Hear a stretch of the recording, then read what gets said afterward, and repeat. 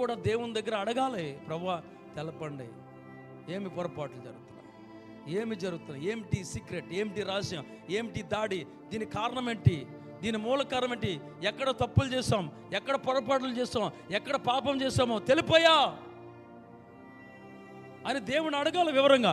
అంతేగాని తీసేయా అంతేకాదు, మనం అడగాలి దేవుని, ఏ కారణమయ్యా, మాలో ఏమైనా లోపం ఉందా, మాలో తప్పు ఉందా, మాలో పాపం ఉందా, మాలో దోషం ఉందా, మా ప్రవర్తన సరిలేదా, మా బుద్ధి సరిలేదా, మాకు యథార్థంగా లేమా, ఏ లోపాలు ఉన్నాయో తెలిపోయా అని అడగాలి దేవుణ్ణి. ప్రార్థన అంటే అది.